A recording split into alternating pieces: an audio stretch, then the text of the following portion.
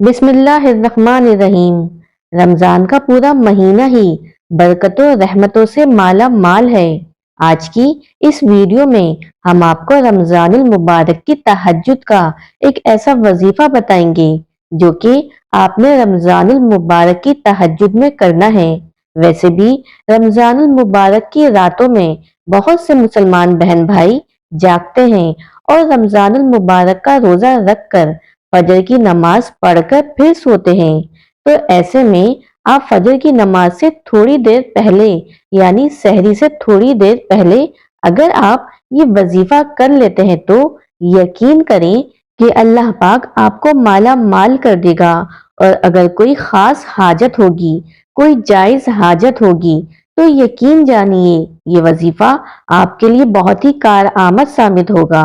नाजरीन, एक तरफ तो रमजानुल मुबारक का बाबरकत महीना है जिसमें हर इबादत का अजर सवाब दुगना मिलता है। जैसा कि फरमाया गया है कि रमजानुल मुबारक में सुन्नत का सवाब फर्ज के बराबर और फर्ज का सवाब 70 फर्जों के बराबर है। आज जो वजीफा आपके सामने पेश किया जाएगा वो अल्लाह के एक सिफाती नाम पर मुश्तमिल है और ये वजीफा है या वहाबों का। अगर कोई भी मुसलमान बहन भाई अल्लाह का ये सिफाती नाम या वहाबू इस बताए गए तरीके से पढ़ेगा और अल्लाह पाक से अपनी हाजत की दरख्वास्त करेगा तो अल्लाह पाक इस बंदे की हाजत को कबूल कर लेगा।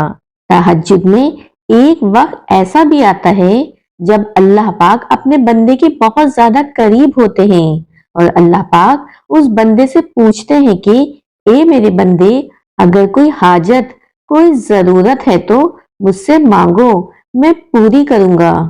तो नाजरीन, अब मैं आपको वजीफे के बारे में बताती हूँ। तो सबसे पहले आपने तहज्जुद की नमाज अदा करनी है। तहज्जुद की नमाज आप 4 रकत भी पढ़ सकते हैं और 12 रकत भी। और नमाज पढ़ने के बाद 3 मर्तबा दुरूद इब्राहिमी पढ़ना है और इसके बाद आपने या वहाबू का विर्द करना है बगैर गिनती बगैर हिसाब के। जितना भी हो सके आपने अल्लाह के इस नाम का विर्द करना है और इसके बाद 3 मर्तबा दुरूद इब्राहिमी पढ़कर अल्लाह के हुजूर अपनी हाजत पेश करनी है। पूरा रमजान आपने ये अमल करना है। इस अमल की बरकत से अल्लाह आपकी हर जायज मुराद को कबूल करेगा।